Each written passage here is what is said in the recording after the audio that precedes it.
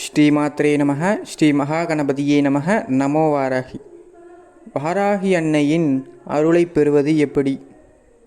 முதலில் வாராகி அன்னையின் அருளை பெற 2 வழிகள் உள்ளது. முதலாவது வழிமுறை, வாராகி அன்னையை வழிபட நினைப்பவர்கள் வாராகி அன்னையின் மீது தூய்மையான பக்தி கொண்டு அந்த தெய்வத்தை தன் தாயாக நினைத்து வழிபட்டாலே எளிதாக வாராகி அன்னையின் அருளை பெறலாம். இந்த வழிமுறையை யார் வேண்டுமானாலும் பின்பற்றி வாராகி அன்னையின் அருளை பெறலாம். இரண்டாவது வழிமுறை, வாராகி அன்னையை தனது இஷ்ட தெய்வமாக கொண்டு தன்னுடைய குரு இடம் இருந்து வாராகி அன்னையின் மந்திரத்தை பெற்றுக்கொண்டு தினம்தோறும் அந்த மந்திரத்தை இடைவிடாது ஜபம் செய்தல், தன்னுடைய குரு கற்றுக் கொடுத்த பூஜை முறைகளையும் பின்பற்றி தினம்தோறும் வாராகி அன்னையை வழிபடுபவர்களே உபாசகர்கள். உபாசனை என்றால் என்ன?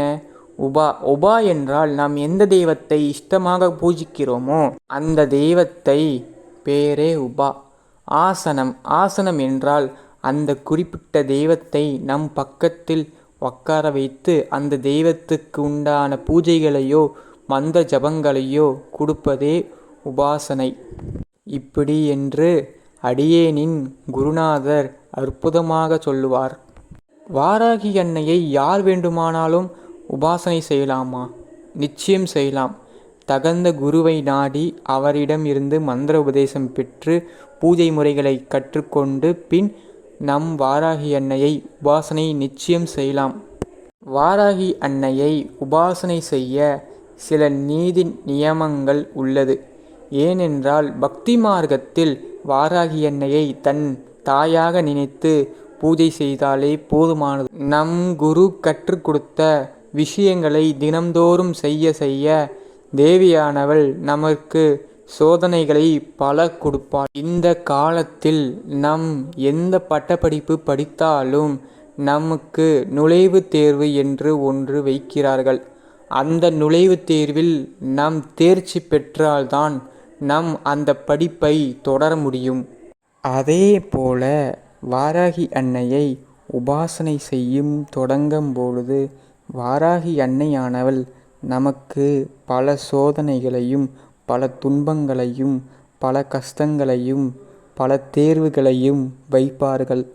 அதேபோல் வாராகி அன்னை நம்மை பல விதத்தில் நமது வயதிற்கு ஏற்றவாறு நம்மை சோதிப்பார். பெண்ணாசை, பொன்னாசை, பொருளாசை, மண்ணாசை போன்ற ஆசைகளையும் நமக்கு கொடுப்பாள்.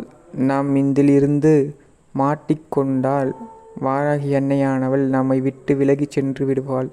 இதிலிருந்து நாம் எப்படியாவது மேலே சென்ற பொழுதுதான் வாராகி அன்னையின் உபாசனையில் சித்தியாகிறோம். வாராகி அன்னையை வழிபட இந்த ஆசைகள் இருக்கவே கூடாது.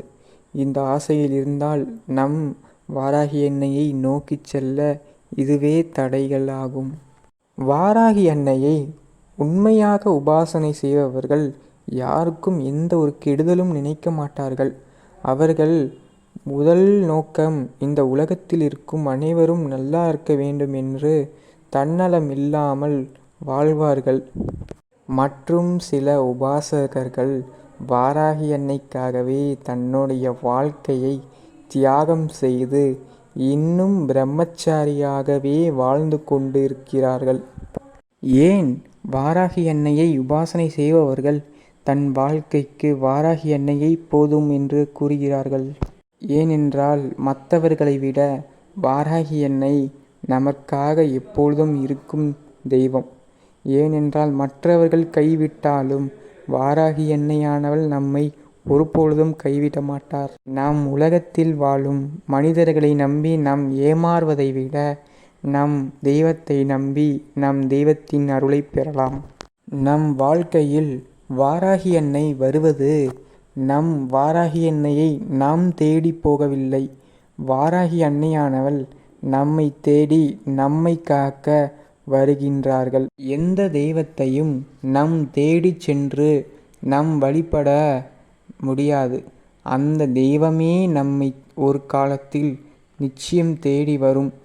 இதுவே வாராகி அன்னை நம்மை தேடி வந்திருக்கிறார்கள். நாம் இந்த காலகட்டத்தில் வாராகி அன்னையின் கோவிலுக்கு செல்கின்றோம். வாராகி அன்னையை மனதார நினைக்கின்றோம். வாராகி அன்னைக்கு பூஜைகள் செய்கின்றோம் என்றாலே நம் போன ஜென்மத்தில் பண்ண புண்ணியம்தான். போன ஜென்மத்தில் வாராகி அன்னையை இஷ்ட தெய்வமாகவும் குலதெய்வமாகவும் ஏதோ ஒரு ரூபத்தில் நம் வழிபட்டதின் காரணமாகத்தான் வாராகி அன்னை இந்த காலத்தில் நம்மை வாராகி அன்னை ஆட்கொண்டிருக்கிறார்கள். உபாசனை செய்யும் பொழுது நாம் மிகவும் சுத்தமாக இருக்க வேண்டும். நமக்கு எந்த ஒரு தீய பழக்கமும் இருக்கக்கூடாது.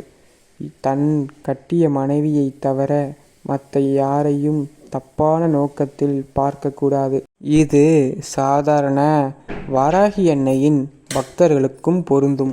ஏனென்றால் வாராகி அன்னைக்கு தண்டினி என்ற பெயருண்டு.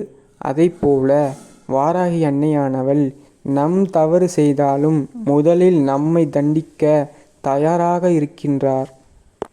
தாய்க்கு தன் பிள்ளை சரியாக இருக்க வேண்டும் என்று தாயின் நோக்கம்.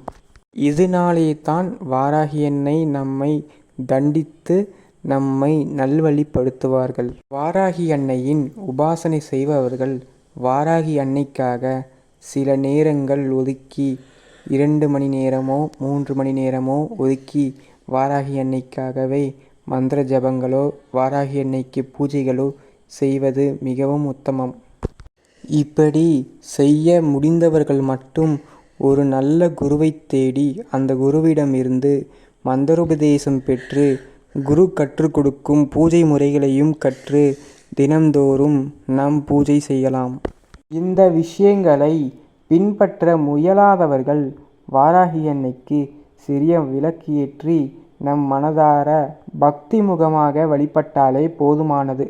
உபாசனை என்றால் இந்த காலகட்டத்தில் செய்வது மிக கஷ்டம். இந்த காலகட்டத்தில் நம் எந்த தெய்வத்தையும் எளிதாக உபாசனை செய்ய முடியாது. ஏனென்றால் இந்த உலகம் கணினி உலகமாக மாறிவிட்டது. நாம் இந்த கணினி உலகத்தில் இருப்பதால் நாம் எந்த தெய்வத்தையும் சீக்கிரம் நம் உபாசனை செய்து சித்தியாக முடியாது. முன்னொரு காலத்தில் வாராகி அன்னையை உபாசனை செய்த சித்தர்கள் முனிவர்கள் இவர்கள் எல்லோரும் காடுகள் மலைகள் குகைகள் போன்ற இடங்களில் தனியாக உட்கார்ந்து தன் வாராகி அன்னையை உபாசனை செய்துள்ளார்கள். இதில் யாருக்கும் தெரியாத ஒரு ரகசியம் என்னவென்றால் 18 சித்தர்களில் ஒருவரான அகத்திய மாமுனி இவர் மிக பெரிய வாராகி அன்னையின் உபாசகர். இவர் வாராகி அன்னைக்காக சிறிய சக்கரம் வரைந்து அந்த சக்கரத்தின் ரூபமாக வாராகி அன்னையை தன் கண்ணிற்கு நேராக தரிசித்து உள்ளார். ஏன் நம்மால் வாராகி அன்னையை நேருக்கு நேர் நம் கண் முன்னால் பார்க்க முடியாதா? நிச்சயம் முடியும். நமக்கு அதுக்கேற்ற மனப்பக்குவமும் வாராகி அன்னை மீது பக்தியும் அன்பும் வேண்டும். நம் பக்குவம் அடைவதற்காக தான் பூஜைகள் மந்திர ஜபங்கள் எல்லாம். நம் வாழ்க்கையில் பக்குவம் அடைந்து எப்பொழுது அந்த சித்தர் நிலைக்கு வருகின்றோமோ அந்த நிமிஷம் தேவியானவள் நம் முன் வந்து நிற்கிறாள். முன்னொரு காலத்தில் எல்லாம் வாராகி அன்னை யார் என்று யாருக்கும் தெரியாது. ஒரு குறிப்பிட்ட குடும்பத்தினர் மட்டுமே வாராகி அன்னையை தன் உபாசனை தெய்வமாக கொண்டு பூஜை செய்து வந்தார்கள். இந்த காலகட்டம் வாராகி அன்னையின் யுகம்.